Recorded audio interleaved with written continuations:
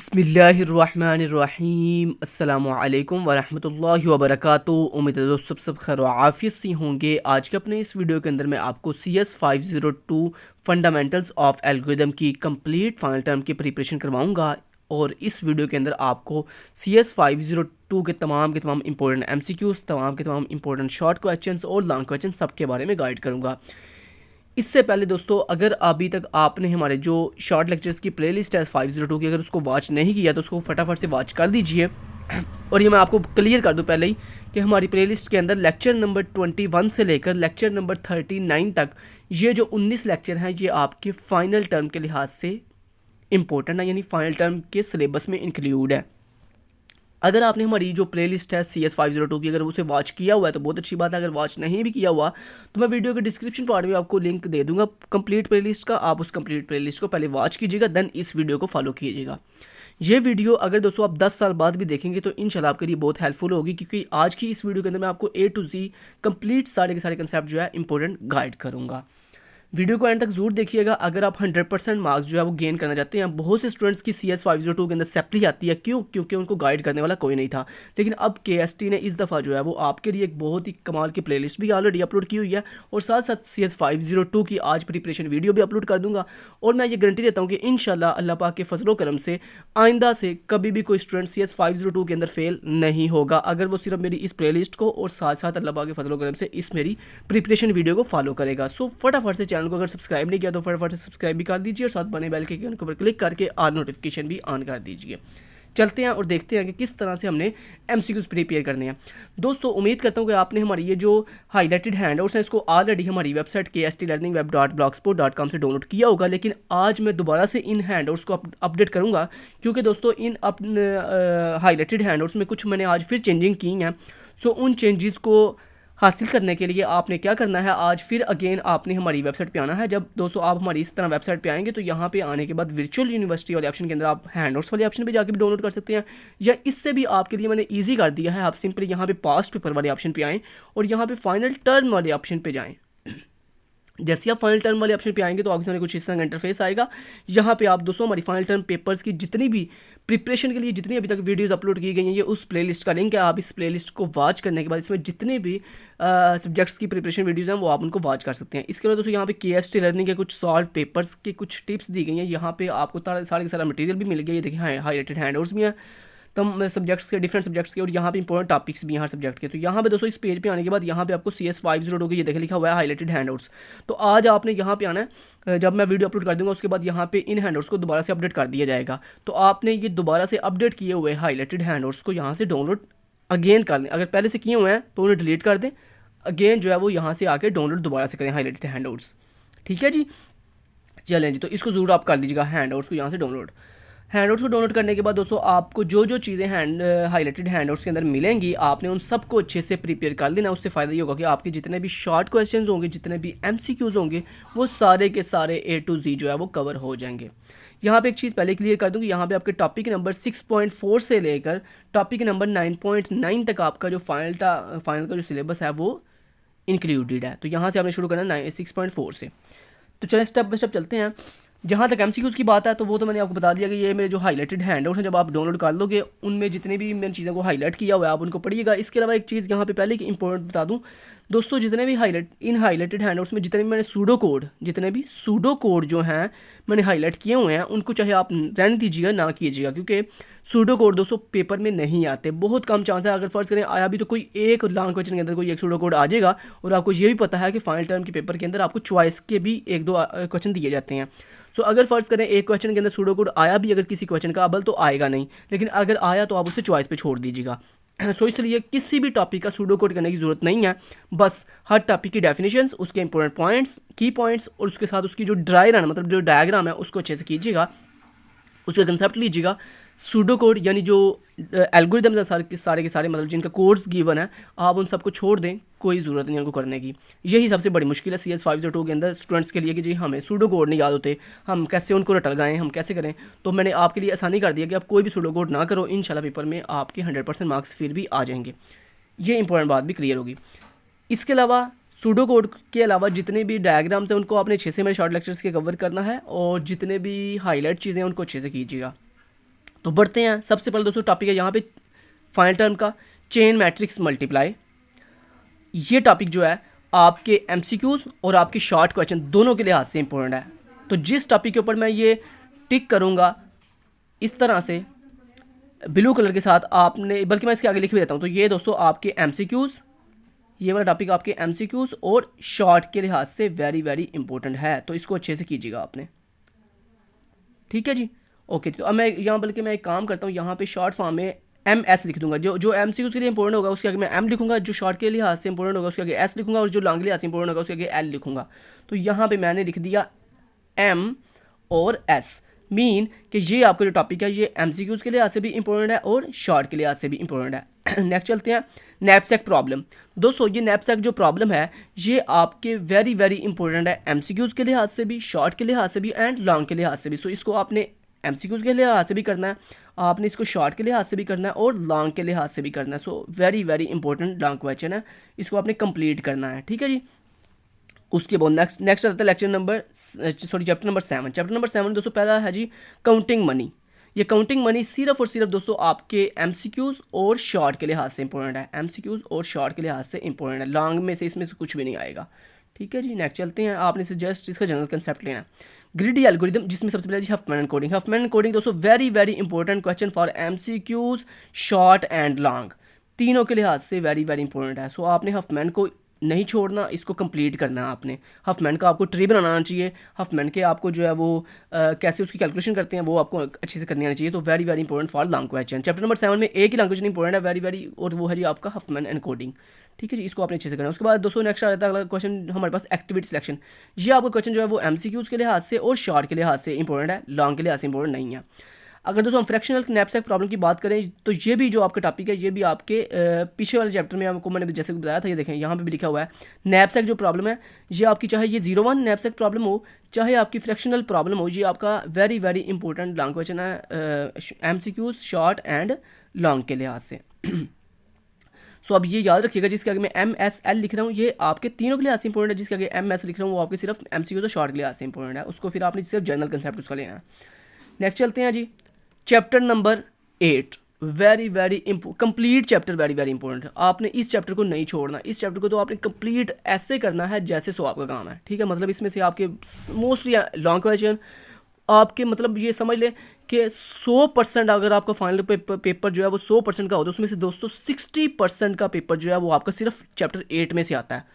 कितने परसेंट का पेपर? 60% का पेपर या इससे भी अबव जो है वो सिर्फ आपका ग्राफ यानी चैप्टर नंबर 8 से आता है। तो आप ये समझ लें कि अगर आप चैप्टर 6 छोड़ दें, चैप्टर 7 छोड़ दें, चैप्टर 9 छोड़ दें, सिर्फ आप अकेला चैप्टर 6, 8 कर लेना तो आपका फाइनल टर्म का 60% पेपर जो है अटैम्प्ट हो जाएगा। ठीक है, लेकिन आपने चूंकि 100% पेपर अटैम्प्ट करके आना है, सो इसलिए आपने क्या करना है, आपने सारे के सारे ही चैप्टर करने हैं। लेकिन और वो आपकी आसानी के लिए बता रहा हूँ कि कौन सी चीज़ें इंपॉर्टेंट है, कौन सी चीज़ें इंपॉर्टेंट नहीं है। एक चीज़ यहाँ पे पहले क्लियर करूँ दोस्तों, आपके शॉर्ट में और लॉन्ग में जो है कुछ चॉइसेस भी दी जाती हैं, शॉर्ट में भी कुछ चॉइसेस दी जाती हैं, लॉन्ग में भी। तो आपने पहले वो क्वेश्चन अटैम्प्ट करने होंगे जिनको आपको 100% श्योरिटी होगी ये हमें एग्जैक्ट आते हैं, क्योंकि दोस्तों जो एक्स्ट्रा क्वेश्चन होते हैं उनको आप करो ना करो कोई फ़र्क नहीं पड़ता। तो इसलिए आपने कोशिश करनी है कि जो आपको क्वेश्चन सबसे अच्छे आते होंगे वो आपने सबसे पहले अटैम्प्ट करने हैं। क्लियर हो गया? तो ग्राफ्स वाले चैप्टर के अंदर दोस्तों आपका ये ब्रेथ फर्स्ट सर्च और depth first search very very important for MCQs, short question and long question. तो ये दोनों टॉपिक वेरी वेरी इंपॉर्टेंट है आपके तीनों चीज़ों के लिहाज से, लॉन्ग के लिहाज से भी। उसके बाद दोस्तों आपका टाइम स्टैम्प आ जाता है। ये टाइम स्टैम्प भी आपका मतलब ये आपका जो ग्राफ ट्रेवर्सल वाला टॉपिक है ना पूरा का पूरा, जिसमें आपका ये ब्रेथ फर्स्ट सर्च है, डेप्थ फर्स्ट सर्च है, टाइम स्टैम्प और साइकिल्स हैं, तो ये आपका इंपॉर्टेंट है। तो मैं एक काम करता हूँ इसके आगे लिखता हूँ, बजाय इसके कि मैं इनके अलग अलग आगे लिखूँ, तो मैं एक काम करता हूँ इसके आगे लिखता हूँ। तो ये जो ग्राफ ट्रेवर्सल वाला पूरा मेथड है ये आपका पूरे का पूरा टॉपिक जो है, इसमें जितने भी ये टॉपिक्स हैं ये सारे के सारे आपके एमसीक्यूज, शॉर्ट और लॉन्ग, आप ये समझ पूरा चैप्टर ही इंपॉर्टेंट है आपका। ठीक है जी, नेक्स्ट अगर दोस्तों हम नेक्स्ट बात करें तो प्रेसिडेंस कंस्ट्रेंट ग्राफ, ये आपका सिर्फ एमसीक्यूज और शॉर्ट के लिहाज से इंपॉर्टेंट है, लॉन्ग के लिहाज से इंपॉर्टेंट नहीं है। टोपोलॉजिकल सॉर्ट ये भी सिर्फ एमसीक्यूज और शॉर्ट के लिहाज से इंपॉर्टेंट है, लॉन्ग इसमें से नहीं आएगा। स्ट्रॉन्ग कंपोनेंट्स की अगर दोस्तों बात करें तो ये भी सिर्फ एमसीक्यूज और शॉर्ट के लिहाज से इंपॉर्टेंट है, इसमें से भी आपका कोई भी लॉन्ग नहीं आएगा। अगर हम मिनिमम स्पेनिंग ट्री की बात करें दोस्तों very very important question for MCQs short and long. इसमें से आपका एक लॉन्ग क्वेश्चन बड़ा इंपॉर्टेंट है और सॉरी दो, एक जिसका ड्राई एंड मस्ट आपको आएगा और वो है क्रुस्कुलर एल्गोरिदम या प्रिम्स एल्गोरिदम। इन दोनों में से किसी एक का आपको ग्राफ ग्राफ दिया जाएगा और आपको कहा जाएगा ट्री दिया जाएगा, आपको कहा जाएगा इसके ऊपर पूरा का पूरा ड्राई रन अप्लाई करके दिखाओ, मतलब इसको पूरा सॉल्व कैलकुलेट करके दिखाओ कंप्लीट, इसमें से मिनिमम स्पैनिंग ट्री बना के दिखाओ हमें। तो इसलिए आपने ये क्रुस्कुलर एल्गोरिदम और प्रिम्स एल्गोरिदम इन दोनों को कंप्लीटली मेरी प्लेलिस्ट से जाकर देख लेना कि कैसे इसको सॉल्व करते हैं, क्रुस्कुलर एल्गोरिदम को कैसे जो है प्रिम्स एल्गोरिदम को सॉल्व करते हैं। तो ये जो आपका टॉपिक है ना मिनिमम स्पैनिंग ट्री वाला, इसमें ये जो दो टॉपिक बताए हैं क्रुस्कुलर एल्गोरिदम और आपका प्रिम्स एल्गोरिदम, ये दो इसमें सिर्फ टॉपिक आते हैं। ऊपर सिर्फ इसकी मेन कुछ थ्योरी है उसको आपने पढ़ना ज़रूर, और उसके बाद ये दो इसके important very very important long question है। अगर दोस्तों हम शॉर्टेस्ट पाथ की बात करें तो शॉर्टेस्ट पाथ के अंदर आपका आ जाता है डिस्कस्ट्रॉय एल्गोरिदम, बेलमैन फोर्ड एल्गोरिदम और फ्लॉयड वार्शल एल्गोरिदम। दोस्तों ये तीनों जो एल्गोरिदम है ये आपके MCQs और शॉर्ट के लिहाज से इंपॉर्टेंट है, लॉन्ग इनमें से नहीं आता, मोस्टली नहीं आता, लेकिन फिर भी आपने इसकी थोड़ी बहुत कंसेप्ट ले लेना। उम्मीद करता हूँ आपने कंसेप्ट तो लिया, बल्कि हो गई मेरी प्लेलिस्ट से। लेकिन फिर भी दोस्तों ये जो था मिनिमम स्पैनिंग ट्री वाला जिसमें क्रुस्कुलर एल्गोरिदम और प्रिम्स एल्गोरिदम, ये वेरी वेरी इंपॉर्टेंट है लॉन्ग के लिहाज से। लेकिन ये जो शॉर्टेस्ट पाथ वाला ये आपके MCQs और शॉर्ट के लिहाज से इंपॉर्टेंट है, इसकी थ्योरी भी और इसके कंसेप्ट्स भी। एक चीज़ का ख्याल रखें दोस्तों, तमाम के तमाम ये जो एल्गोरिदम है इन सब का आपको ड्राई रन का पता हो, सॉरी टाइम कम्प्लेक्सिटी का पता हो। वो जो MCQs के लिहाज से इन सब के ना टाइम कम्प्लेक्सिटी आपके MCQ के लिहाज से बड़ी इंपॉर्टेंट होती है। सर पूछते हैं बताओ जी क्रुस्कुलर एल्गोरिदम कितना टाइम लगाता है, प्रिम्स एल्गोरिदम कितना टाइम लगाता है, डिजकस्ट्रा एल्गोरिदम कितना टाइम लेता है, ठीक है। तो वो आपने इनके जो टाइम मैंने हर टॉपिक का जो है टाइम स्टैम्प आपको साथ साथ बताया हुआ है एनालिसिस टाइम, ठीक है जी। तो ये दोस्तों आपको मैंने बता दिया। उसके बाद नेक्स्ट चैप्टर नंबर 8-9 स्टार्ट हो जाता है। दोस्तों चैप्टर नंबर जो 9 पूरे का पूरा ना ये सिर्फ आपके MCQs और शॉर्ट के लिहाज से इंपॉर्टेंट है, इसमें से कोई भी आपका लॉन्ग नहीं आएगा। पूरे के पूरे चैप्टर को सिर्फ आपने जस्ट ओनली रीडिंग करनी है इसकी, ताकि आपके MCQs और शॉर्ट थोड़े क्लियर हो जाए। मोस्टली इसमें से शॉर्ट भी नहीं आता, सिर्फ MCQs आने के चांस होते हैं। तो इस पूरे चैप्टर में सिर्फ आपने रीडिंग करनी है और कुछ नहीं करना। हाँ, इसमें एक ये वाला कम्प्लेक्सिटी क्लासेस, इसको आपने एक दफ़ा एक नज़र देख लीजिएगा। इसकी 4 आपको मैंने क्लासेस बताई थी, क्लास P, क्लास NP और क्लास NP हार्ड और क्लास NP कंप्लीट। तो उन क्लासेस के सिर्फ नाम और उनकी क्या क्या वर्किंग है वो सिर्फ एक दफ़ा देख लीजिएगा। बाकी ये पूरा चैप्टर समझ लें नो इम्पोर्टेंट, कोई इंपॉर्टेंट नहीं है ये चैप्टर। इसमें से सिर्फ आपका अगर आया भी तो MCQs आने के चांस होते हैं, इसमें शॉर्ट और लॉन्ग दोनों नहीं आते, ठीक है। फिर भी आप इसको थोड़ा सा जो है ये टाइम कम्प्लेक्सिटी वाली क्लासेस को एज ए शॉर्ट के तौर पर एक दफ़ा देख लीजिएगा, ठीक है। और बाकी ये चैप्टर करने की ज़रूरत नहीं है। सिर्फ आपका वेरी वेरी जो इंपॉर्टेंट चैप्टर था वो था 8, मैंने आपको जिसका बता दिया। उसके बाद चैप्टर 7 में मैंने आपको इसके बारे में बताया, हफमैन एंड कोडिंग। दोबारा रिपीट करता हूँ ये सारी बातें। चैप्टर 8 में से आपने जो है वो पूरा चैप्टर करना है कंप्लीट, कोई चीज़ स्किप नहीं करनी है, ठीक है जी, कोई चीज़ स्किप नहीं करनी चैप्टर 8 की। चैप्टर 7 में दोस्तों आपने ये जो हफमैन एंड कोडिंग वाला टॉपिक है इसको अच्छे से करना है। और अगर चैप्टर 6 की बात करूँ तो इसमें आपका ये जो नैपसैक प्रॉब्लम है इसको लॉन्ग के तौर पर कीजिएगा। बाकी ये चेन मैट्रिक्स मल्टीप्लाई जो है वो आपके MCQ से शॉर्ट के लिहाज से इंपॉर्टेंट है। दोस्तों आपकी ये विश थी कि मैं आपको ये बताऊं कि कौन सा टॉपिक किस लिहाज से इंपॉर्टेंट है, तो मैंने आपको तमाम के तमाम टॉपिक्स का फर्दर इंडिविजुअल भी बता दिया कि कौन सा टॉपिक किस लिहाज से इंपॉर्टेंट है, और चैप्टर्स वाइज भी बता दिया कि कौन सा चैप्टर कितना ज़्यादा इंपॉर्टेंट है। अब चलते हैं और आपको लास्ट पे आपकी खुशी के लिए आपको एक सैम्पल पेपर भी सॉल्व करवाता हूँ जो कि आपको VU वालों ने असाइन किया हुआ है। तो चलते हैं सैम्पल पेपर की तरफ चलते हैं और आपको सॉल्व करवाता हूँ कि सैम्पल पेपर को आपने किस तरह से सॉल्व करना है। तो इससे आपको काफ़ी आइडिया भी हो जाएगा कि सर किस तरह के क्वेश्चन पूछते हैं पेपर के अंदर, और आपको इस सैम्पल पेपर को करने के बाद ये भी आइडिया हो जाएगा कि कौन सी चीज़ें इंपॉर्टेंट है और कौन सी चीज़ें इंपॉर्टेंट नहीं है। और ज़रा ये सैम्पल पेपर में देखिएगा कि 60% से ज़्यादा पेपर जो है वो आपका MCQ शॉर्ट और लॉन्ग जो है वो चैप्टर 8 में से ही आए हुए हैं। सो चलते हैं। सबसे पहले दोस्तों MCQ है जी matrix chain multiplication is an, और आपकी मज़े की बात आपको बताऊं, यहाँ पे जितने भी MCQs हैं जितने भी शॉर्ट हैं उनको आगे मैंने रेफरेंस भी दिया हुआ है कि ये कहाँ से इसका आप आंसर देख सकते हो। सबसे पहले दोस्तों जो टॉपिक है matrix chain multiplication is an dash type of problem, कहता है ये जो मुझे बताओ कि ये जो मैट्रिक्स चेन मल्टीप्लिकेशन होती है, मतलब जो आपका टॉपिक है, कहता है ये किस टाइप की प्रॉब्लम होती है। तो दोस्तों ये ऑप्टिमाइजेशनल प्रॉब्लम होती है। ऑप्टिमाइजेशनल प्रॉब्लम दोस्तों वो होती है जिसमें हम जो है वो अपना सोल्यूशन जो है वो एक्यूरेट फाइंड कर रहे होते हैं कि हमें जो हमारा सोल्यूशन है वो नियर टू सोल्यूशन ही मिले, मतलब हमारी जो रिक्वायरमेंट है उसके अकॉर्डिंग ही एग्जैक्टली मिले। तो इसलिए ये ऑप्टिमाइजेशन प्रॉब्लम है, इसका यहाँ से याद रखिएगा। तो ये आपने कहाँ से वेरीफाई करना है, चेक हैंडआउट्स, आपने अपने हैंडआउट्स पढ़िएगा, आपको वहाँ से भी मिल जाएगा, और आप इंटरनेट से देखोगे तो वहाँ से भी आपको मिल जाएगा। नेक्स्ट दोस्तों अगला जो MCQ है वो है जी dynamic programming algorithm involve solving the problem by, कहता है जो हमारे पास डायनामिक प्रोग्रामिंग एल्गोरिथम्स होते हैं उनमें क्या चीज़ जो है वो इन्वॉल्व होती है। दोस्तों उनमें जो है सबसे मेन पॉइंट इन्वॉल्व होता है breaking up into sub problems, मतलब हमारी डायनामिक प्रोग्रामिंग वो होती है जिसमें हम अपनी लार्ज प्रॉब्लम को छोटी छोटी प्रॉब्लम में डिवाइड करते हैं। इसका रेफरेंस आपको पेज नंबर 85 पे आप जाएँ तो वहाँ पे मिल जाएगा। मैं आपको करके भी दिखा देता हूँ रेफरेंस साथ साथ। कंट्रोल F दबाऊँ, यहाँ पे मैं अगर लिखूँ दोस्तों 85, तो यहाँ पे पेज नंबर 85 का आप अगर आ जाएँ तो यहाँ पे आप जरा इसका रेफरेंस चेक कर लें। ये मैंने हाईलाइट भी किया, यकीनन किया होगा। ये देखो, ये लिखा हुआ है the dynamic programming solutions involve breaking up the problem into sub problems. ठीक है, तो ये इसका सोल्यूशन लिखा हुआ है। समझ आ गई बात की जी। चलें जी, उसके बाद एक मिनट, इसको मैं रिमूव कर दूं, इसको रखने की ज़रूरत नहीं है मुझे। एक मिनट, अब मैं हाईलाइट नहीं करूँगा, आप खुद ही पढ़िएगा बाकी चीज़ें। बस मैंने आपको रेफरेंस दिखाना था कि कैसे इसको जो है वो किया जाता है। चलें, आपको क्लास चेक करवाना था एक दफ़ा मैंने। नेक्स्ट चलते हैं अगले एमसीक्यूज़ की तरफ। टाइम शॉर्ट है, जल्दी जल्दी अपने पेपर को कवर करते हैं। Matrix and multiplication is and वही क्वेश्चन दोबारा रिपीट किया उसने। वो जो क्वेश्चन नंबर 1 था उसी को दोबारा क्वेश्चन नंबर 3 में। कई दफ़ा ऐसे भी होता है दोस्तों, आपकी अगर किस्मत अच्छी हो तो एक ही एमसीक्यूज़ जो है वो 2 दफ़ा रिपीट हो जाता है पेपर में। तो अगर आपको उसका आंसर सही आता हो तो आप इजीली 2 नंबर लेके पास हो जाते, 2 नंबर लेके साइड पे हो जाते हो। तो इसलिए ये भी बड़ी अच्छी बात है इनकी कि कई दफ़ा वीयू का जो एल्गोरिथम है वो एक ही एमसीक्यूज़ को 2 दफ़ा रिपीट कर देता है। तो ये इसका सही आंसर यही था, ऑप्टिमाइजेशन प्रॉब्लम। नेक्स्ट चलते हैं, अगला एमसीक्यू था जी the knapsack problem is an example of.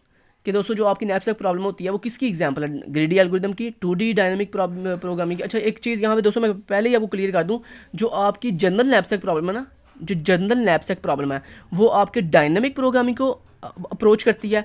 और जो आपकी फ्रैक्शनल नैपसैक प्रॉब्लम है ना, जो चैप्टर नंबर 7 के लास्ट पे है, फ्रैक्शनल नैपसैक प्रॉब्लम, वो आपका ग्रिडी एल्गोरिथम को अप्रोच करती है। ठीक है, तो ये बात, इनमें फ़र्क याद रखिएगा। पेपर में ये चीज़ याद रखिएगा कि जो आपकी, अगर वो सिंपल इस तरह की ना नैपसैक प्रॉब्लम, तो आपने उसका सोल्यूशन लगाना डायनामिक प्रोग्रामिंग या फिर 1D डायनामिक प्रोग्रामिंग। ये दोनों सोल्यूशन ठीक है, 1D डायनामिक प्रोग्रामिंग या सिंपल डायनामिक प्रोग्रामिंग। लेकिन दोस्तों जो आपका फ्रैक्शनल नैपसैक प्रॉब्लम होता है ना, वो आपका ग्रिडी एल्गोरिथम को अप्रोच करता है। ठीक है, ये आप देख भी, और यहाँ ये आप पढ़ भी सकते हो, पेज नंबर 95 के ऊपर इसका रेफरेंस दिया गया है। उसके बाद नेक्स्ट चलते हैं। नेक्स्ट दोस्तों वो आपको कह रहा है जी यू आर गिवन एन दोस्तों बेसिकली वो आपको एक नैपसैक प्रॉब्लम दे रहा है, उसमें आपको वेट, इस मैक्सिमम वेट भी बता रहा है और आपको डिफरेंट वेट्स के जो है वो आइटम भी दी हुई हैं उसने, और उनकी वैल्यू भी बताई है। कहता आप मुझे ये बताओ इसमें से कौन सी आप पिक करोगे। तो यकीनन दोस्तों आपको पता है ना, हम नैपसैक में असल में करते क्या है, हम मैक्सिमम वैल्यू पिक करते हैं। तो यहाँ पे वो कह रहा है आप कौन सी वैल्यू पिक करोगे नैपसैक में। तो सारी बात है, यहाँ पे 160, 200, 170, 90, तो जो सबसे मैक्सिमम वैल्यू होती है वो हम पिक करते हैं। तो इसका रेफरेंस आप पेज नंबर 91 से भी जाकर चेक कर सकते हो।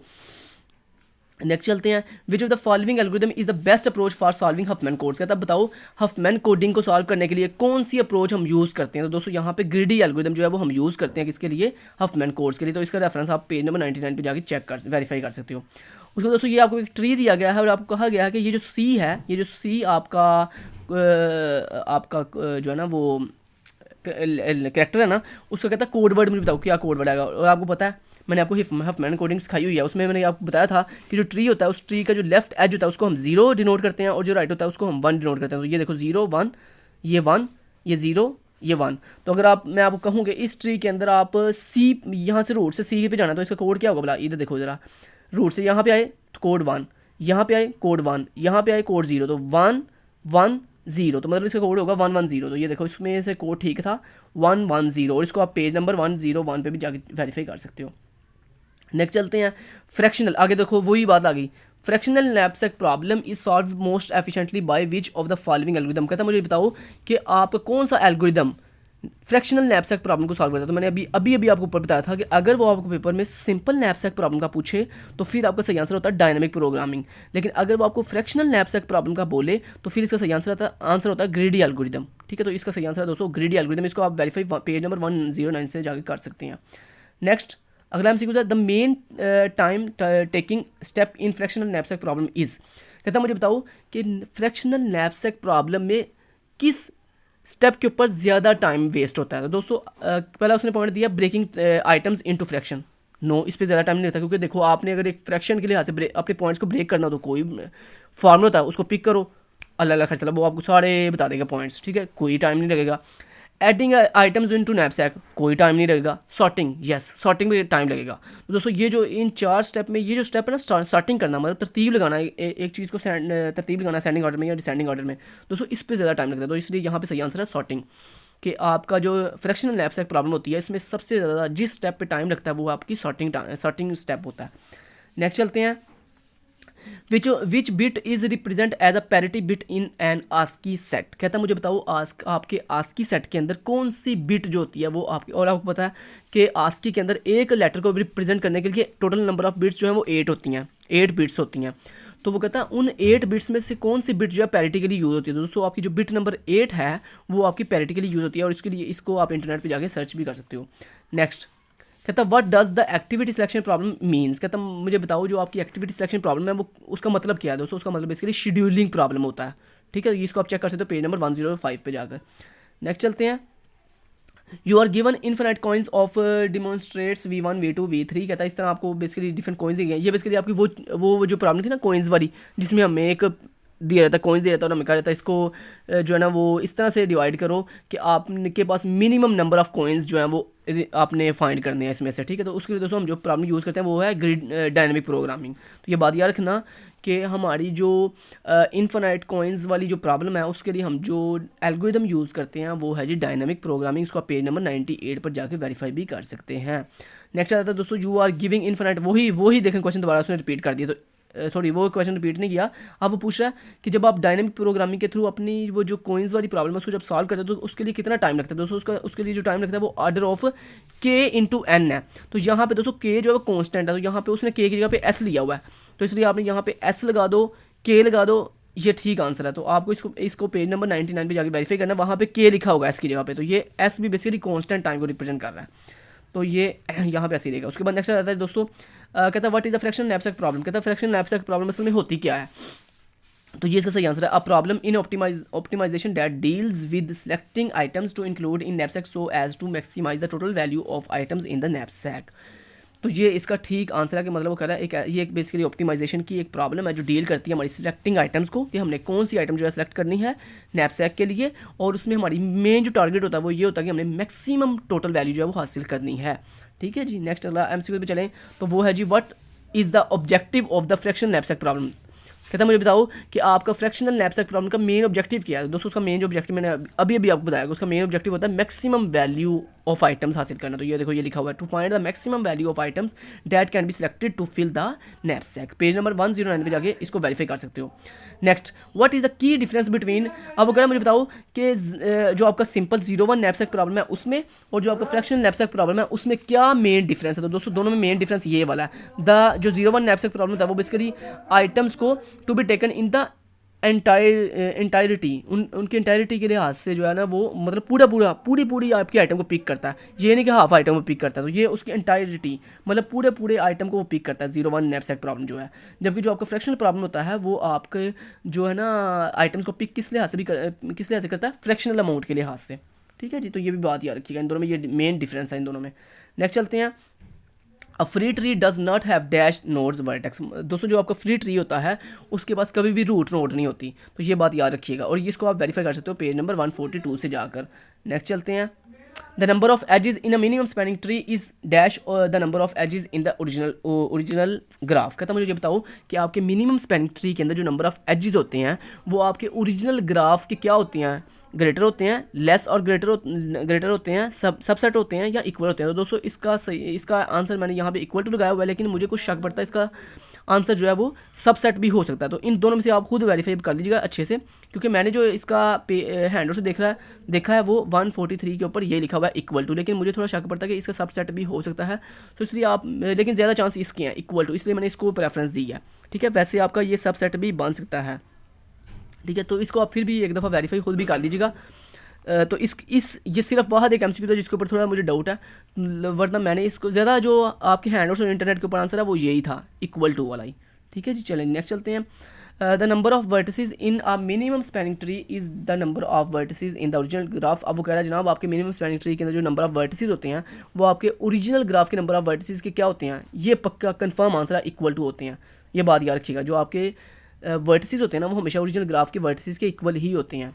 ठीक है जी, चलिए नेक्स्ट चलते हैं। नेक्स्ट आ जाता है question number 20। Kruskal algorithm is use for computing minimum spanning tree and is based on dash strategy. मुझे कहता है मुझे ये बताओ कि जो आपका क्रुस्कुल एल्गोरिथम है वो किस स्ट्रेटजी को यूज़ करते हुए मिनिमम स्पैनिंग ट्री जो है फाइंड करता है। दोस्तों वो आपकी ग्रीडी अप्रोच को यूज़ करता है। ठीक है, तो आपने इसको अच्छे से इसको कर लेना। नेक्स्ट आपको ये याद होना चाहिए कि आपका क्रुस्को एल्गोरिदम ग्रीडी अप्रोच को यूज़ करता है। उसके बाद नेक्स्ट आता है दोस्तों the time complexity of Prim's algorithm. आ गया ना वो, देखो MCQs क्या कहता है, प्रीम्स एल्गोरिदम की टाइम कम्प्लेक्सिटी बताओ। तो दोस्तों प्रीम्स एल्गोरिदम की जो टाइम कम्प्लेक्सिटी होती है वो होती है theta into E log we.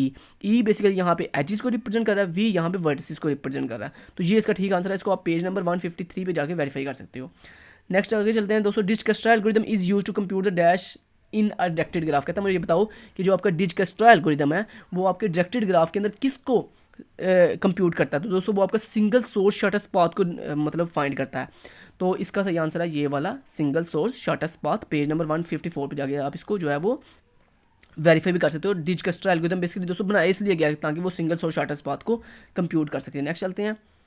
The Dijkstra algorithm maintains estimate of the shortest path from source vertex to.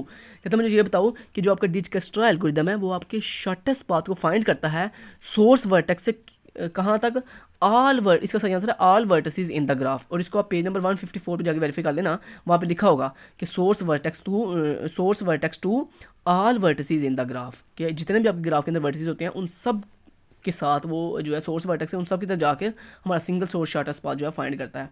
Next अगला क्वेश्चन है जी दोस्तों। In Dijkstra algorithm the estimate of source vertices is represent by DFS and its value is. कहता है मुझे ये बताओ कि आपके डिजकस्ट्रा एल्गोरिदम के अंदर जो सोर्स होता है जिसको हम DFS से डिनोट करते हैं, कहता है उसकी वैल्यू क्या होती है। दोस्तों उसकी वैल्यू हमेशा इक्वल टू जीरो होती है। ये बात याद रखना।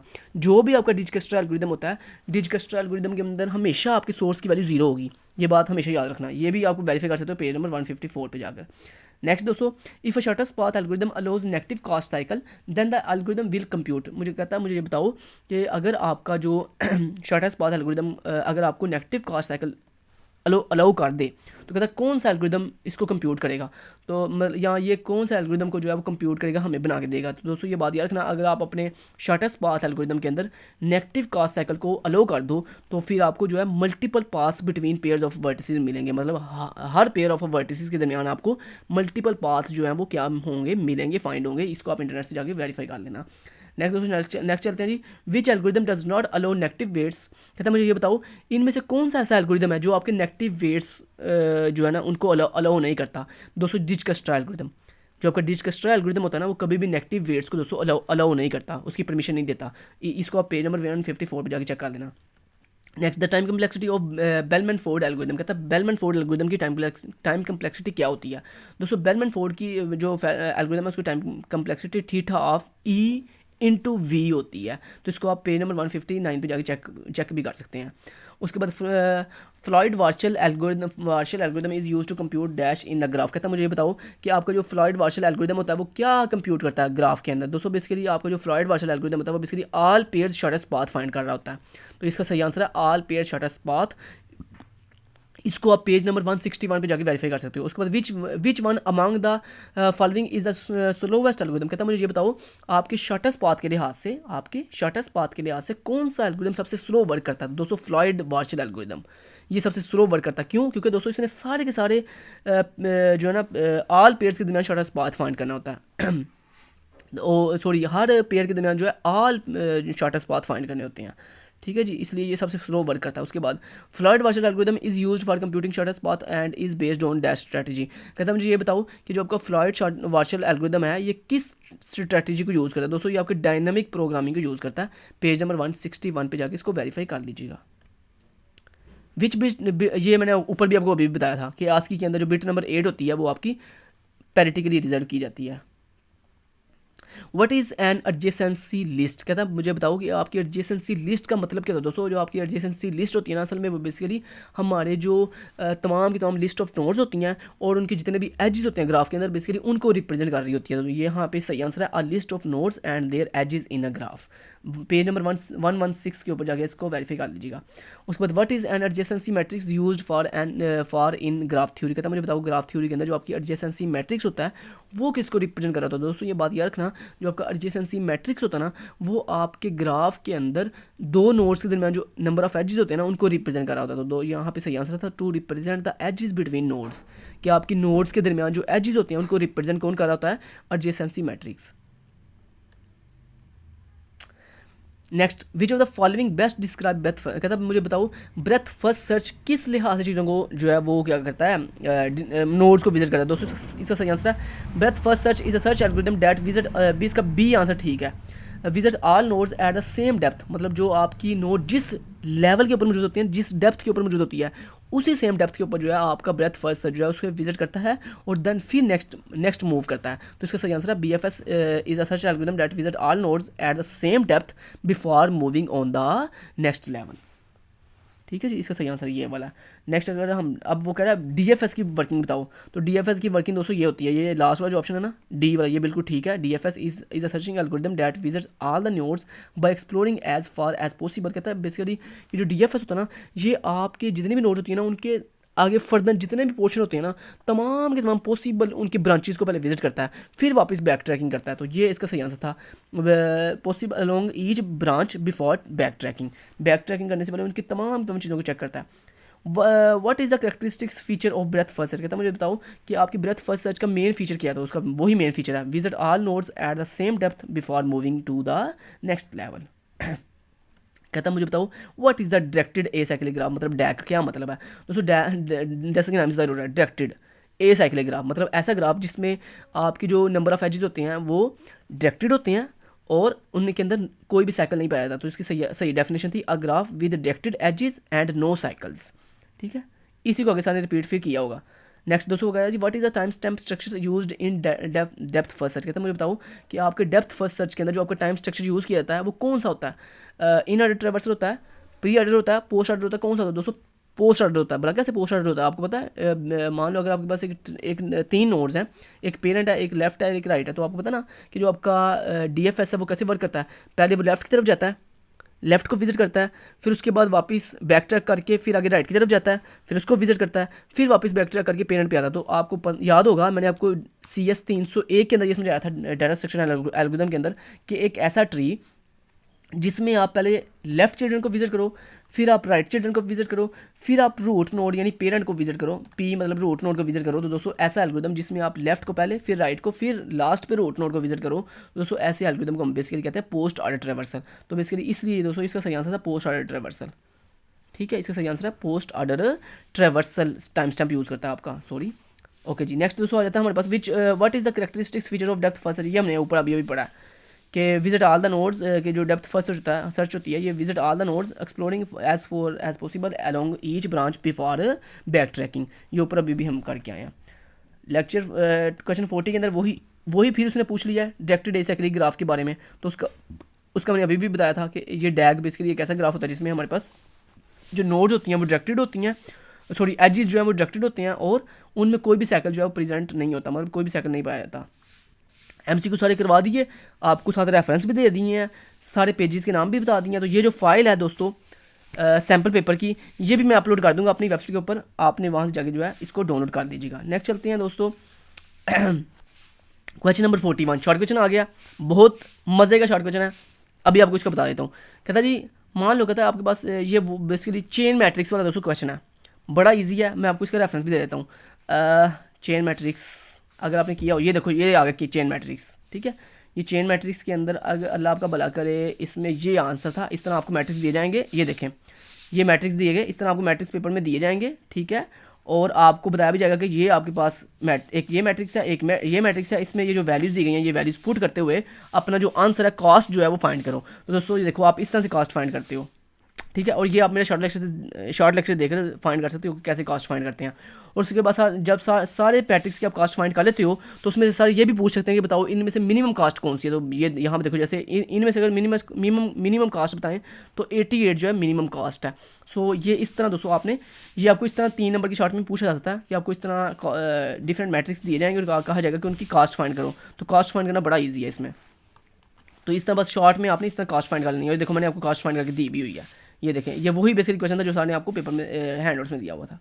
Next, write down at least 3 real life application of minimum spending tree. मुझे कहता वो मिनिमम स्पेंडिंग ट्री की रियल लाइफ के अंदर यूज़ होने वाली 3 एप्लीकेशन के नाम बताओ। दोस्तों जो आपका मिनिमम स्पेंडिंग ट्री होता है ये बेसिकली आपकी टेलीकम्युनिकेशन नेटवर्क में यूज़ होता है, ये आपके ट्रांसपोर्टेशन नेटवर्क मतलब ये जो गाड़ी आप चाहते हो, मतलब आपने लाहौर से इस्लामाबाद गाड़ी चलानी है या जितना भी आपका ये रूट्स के जितने भी पाथ होते हैं ट्रांसपोर्टेशन के लिए जो आप यूज़ करते हो, इसके नेटवर्क के लिए आप यूज़ करते हो मिनिमम स्पेंडिंग ट्री को।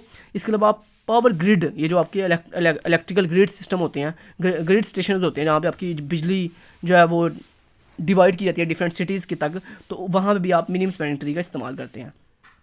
ये इसका सही आंसर था। ये 3 एप्लीकेशन मैंने आपको बता दी है इसकी। नेक्स्ट चलते हैं दोस्तों, उसका नेक्स्ट आता है identify algorithm from the following list which compute the minimum. कहता है मुझे बताओ इन तमाम एल्गोरिदम में से वो कौन से एल्गोरिदम है जो आपका मिनिमम स्पेंडिंग ट्री फाइंड करते हैं। दोस्तों एक आपका प्रिम्स एल्गोरिदम और दूसरा आपका क्रूस्कुल एल्गोरिदम, ये 2 एल्गोरिदम आपका क्या फाइंड करते हैं, मिनिमम स्पेंडिंग ट्री फाइंड करते हैं। ठीक है जी, नेक्स्ट चलते हैं। कहता है what makes directed acyclic graph is a useful data structure for representing hierarchical relationship and relationship between events. कहता है मुझे बताओ ये जो डैग है डायरेक्टेड एसाइक्लिक ग्राफ है, ये कैसे आपके रिलेशनशिप को हायरार्किकल के अंदर जो है वो अच्छे से जो है वो बयान करता है। दोस्तों सबसे पहले इसकी खासियत ये है कि सबसे पहले तो इसके जो हमारे पास एजेस होते हैं वो डायरेक्टेड होते हैं, जिसमें हमें वाज़ेह नज़र आ रहा होता है कि हम किस नोड से किस नोड की तरफ जा सकते हैं। तो पहली जो इसकी कैरेक्टरिस्टिक्स है जिसकी वजह से ये हमें अच्छे से रिलेशनशिप बयान करता है वो है जी डायरेक्टेड एजेस। ठीक है जी, उससे हमें हमारी जो डेस्टिनेशन है, जो सोर्स है, वो अच्छे से पता चल जाता है। उसके बाद ए साइकिल, दोस्तों इसमें कोई भी साइकिल नहीं होता, मतलब इसमें कोई भी हम इनफिनिट लूप में नहीं जाते हैं। इसमें बेसिकली हमारे पास कोई साइकिल नहीं होता, हम बेसिकली सुकून से जो है वो अपनी तमाम की तमाम नोड्स को इजीली विजिट कर लेते हैं। इसके अलावा दोस्तों इसमें जो है एक खासियत इसकी ये भी होती है कि इसमें जितने भी आपके इवेंट जो भी आपके प्रेसिडेंस होती है इवेंट्स की, वो भी आपको पता चल जाती है। जैसे मान लो कि किस नोड की प्रेसिडेंस सबसे ज़्यादा है, उसके बाद किसकी है, उसके बाद किसकी है, ये भी हमें जो है डैग बता देता है। तो ये कुछ इसकी करैक्टरिस्टिक्स थी जिसकी बेस पर हम जो है डैग को इस्तेमाल करते हैं अपने डिफरेंट इवेंट्स के दरमियान रिलेशनशिप को, हायरार्किकल रिलेशनशिप को डिनोट करने के लिए। ये इसका सोल्यूशन था। इसके अलावा दोस्तों इसकी आप थ्योरी जो है वो खुद भी हैंड आउट से पढ़ सकते हो। वो कहाँ से आप पढ़ोगे, वो डैग के बारे में यहाँ पे लिखा भी गया, चैप्टर नंबर 8 के अंदर डैग के बारे में लिखा गया, तो वहाँ से आप इसका पढ़ लीजिएगा। मैंने आपको उसकी वैसे तो मैंने वो जनरली जो है ज़बानी बता दी है इसकी करैक्टरिस्टिक्स। ठीक है जी। नेक्स्ट दोस्तों अगर हम आएँ तो वो है जी क्वेश्चन नंबर 45, जिसमें फिर वो कह रहा है how does the fractional knapsack problem algorithm differ from. कहता मुझे बताओ कि आपकी फ्रैक्शनल नैपसैक एल्गोरिदम जो है वो किस तरह आपके 0-1 नैपसैक प्रॉब्लम से जो है वो डिफरेंट है। तो इसका दोस्तों या किस तरह ये how does the fractional algorithm differ, हाँ डिफरेंट कैसे है, तो इसका ये आपको उसने एमसीक्यूज में पूछा था। और इसका मैंने आपको बताया भी था कि जो आपका 0-1 नैपसैक प्रॉब्लम होती है ये बेसिकली एंटायर जो आपकी आइटम होती है उसको सेलेक्ट करती है, जबकि ये जो आपकी फ्रैक्शनल नैपसैक प्रॉब्लम होती है ये बेसिकली आपकी fractions items, number of items को जो है वो सेलेक्ट करती है। बाकी इसको आप जो है वो इसकी थ्योरी थोड़ी सी अपनी खुद जो है ना वो हैंड आउट से देखकर खुद भी लिख सकते हैं। 3 नंबर में सिर्फ हम लिखना 2-3 लाइन्स काफ़ी होंगी इसके लिए। नेक्स्ट चलते हैं जी। What is an adjacency matrix and how it is used to represent the connections between vertices in a graph। तो आपने दोस्तों इस adjacency matrix के लिए आपने सिंपली ये जो आपको छोटी सी एग्जांपल यहाँ पे दी गई है adjacency, यहाँ पे मैं अगर आपको सर्च करके बता दूँ adjacency matrix, तो वो आ गया हमारे पास adjacency matrix। इसमें देखें ये जो आपको डायग्राम दी गई है कौन सी बनाई, ये वाली, यस। तो यही पेपर में चाहे आप बनाइएगा ये वाली, ये देखो ये जो आपको छोटा सा ग्राफ दिया गया यही चाहे ग्राफ, और इसके साथ ये जो एडजेसेंसी मैट्रिक्स है इसको पेपर में बनाइएगा तो आपको 3 नंबर मिल जाएंगे। तो ये बेसिकली एडजेसेंसी मैट्रिक्स का ये बेसिकली ग्राफ है। इस ग्राफ को कैसे बनाते हैं ये मैंने आपको सारा सिखाया हुआ है, इसको अच्छे से पेपर में बनाइएगा। तो इसका 3 नंबर के आंसर में ये आपने आंसर लिखना था। बड़ी अच्छी बात है अगर आप पेपर में ये इसका पूरा जो है वो ग्राफ बना के आ जाओगे, टेबल बना के आ जाओगे टेबल की फॉर्म के अंदर। ठीक है जी, तो आपकी चीज़ जो है रिप्रेजेंटेशन हो जाएगी। नेक्स्ट दोस्तों लैंग्वेज स्टार्ट हो गए हैं। देखो पहला ही लैंग्वेज कौन सा आया, क्रूस्कुल एल्गोरिथम। तो मैंने आपको बताया था ना क्रूस्कुल एल्गोरिथम और प्रिम्स एल्गोरिथम का आपने जो है अच्छे से ड्राई रन करना है। तो ये देखो ये इसका ग्राफ है, आपने इस ग्राफ के ऊपर जो है कंप्लीट MS वर्ड को यूज़ करते हुए वहाँ पे जो है पूरी डायग्राम बनानी है, पूरा मिनिमम स्पेंडिंग ट्री बनाकर फिर उसकी स्क्रीनशॉट लेकर आपने अपने एग्जाम सॉफ्टवेयर पे लगानी है उसकी पिक्चर। तो बेसिकली आपने क्रूस्कुल एल्गोरिथम की टेक्निक को यूज़ करते हुए मिनिमम स्पेंडिंग ट्री फाइंड करना है। और इसको कैसे सॉल्व करते हैं ये मैंने आपको कंप्लीट शॉर्ट लेक्चर में सिखाया हुआ है। नेक्स्ट चलते हैं लेक्चर नंबर 48।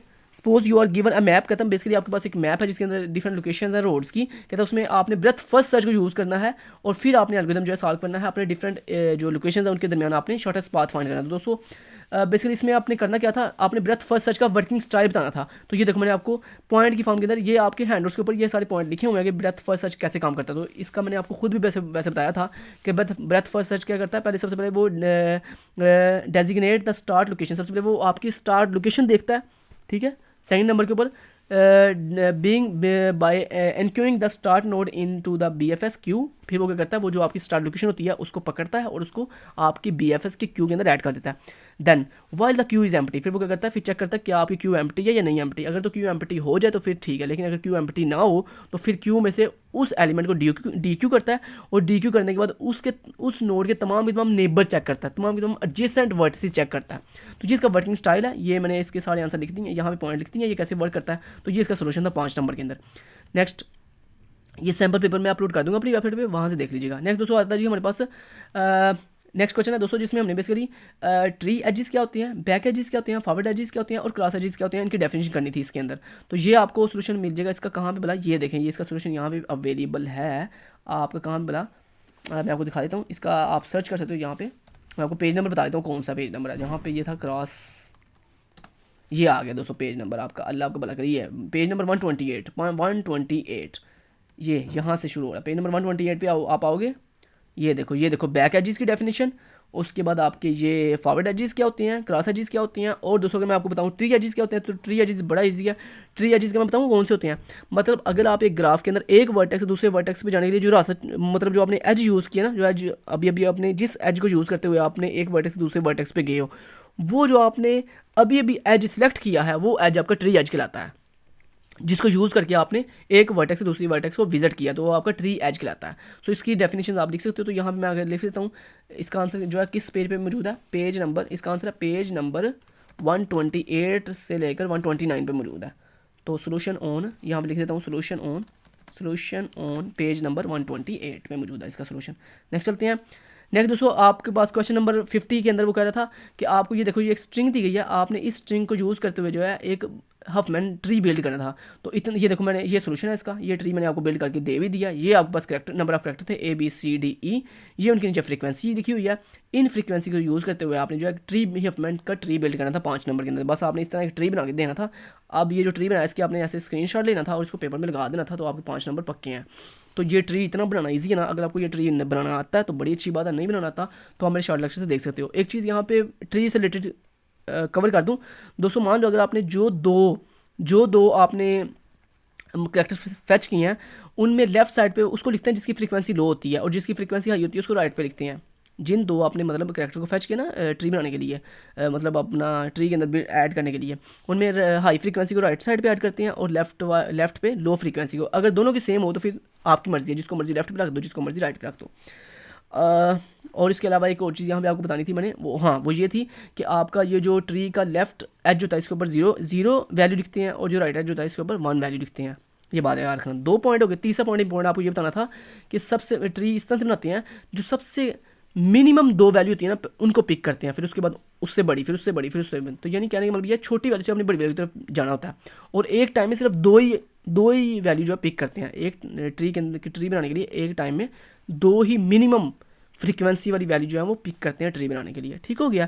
तो ये था दोस्तों आपका कंप्लीट सैम्पल पेपर। उम्मीद करता हूँ आपको आज के CS 502 की 100% प्रिपरेशन होगी। सबसे पहले मैंने आपको हाईलाइटेड हैंडआउट्स दे दिए हैं, फिर मैंने आपको सारे के सारे टॉपिक्स बता दिए हैं, इंडिविजुअल भी और चैप्टर वाइज भी। फिर मैंने आपको पूरा का पूरा सैम्पल पेपर भी करवा दिया, इसके सोल्यूशन भी बता दिए सारे के सारे। उम्मीद करता हूँ अब आपको कोई भी कन्फ्यूजन नहीं रही होगी, आपको पता चल चुका होगा। और इंशाल्लाह ये वीडियो देखने के बाद अब कोई भी स्टूडेंट जो है वो अल्लाह के फजल करम से CS 502 में कभी भी फेल नहीं हो सकता, बल्कि अब तो इंशाल्लाह आपके लिए ये CS 502 इतना मज़े का सब्जेक्ट हो चुका होगा, क्योंकि मैंने आपके लिए ये सब्जेक्ट बहुत मज़े का बना दिया है। मैंने इतना ईजी कर दिया आपके लिए, हर चीज़ को बड़ा ब्रीफली एक्सप्लेन भी कर दिया अपने शॉर्ट लेक्चर्स के अंदर भी, और आज इस वीडियो के अंदर मैंने आपकी और आसानी के लिए ये भी बता दिया कि कौन से चैप्टर इंपॉर्टेंट थे, कौन से लेक्चर इंपॉर्टेंट नहीं थे, कौन से आपने टॉपिक करने हैं, कौन से नहीं करने, कौन से शॉर्ट के लिए हासिल करने हैं, कौन से लॉन्ग के लिए हासिल करने हैं, सारा कुछ ब्रीफली एक्सप्लेन कर दिया। उम्मीद करता हूँ अब आपके लिए कोई भी मुश्किल नहीं रही होगी। अब आप इजीली चुटकियों के अंदर ये पेपर करके आओगे और इंशाल्लाह आपके 100% मार्क्स आएंगे अगर आप मेरी ये तमाम चीज़ों को अच्छे से फॉलो करके जाओगे। Thank you so much. Till then guys, take care, अल्लाह हाफिज़।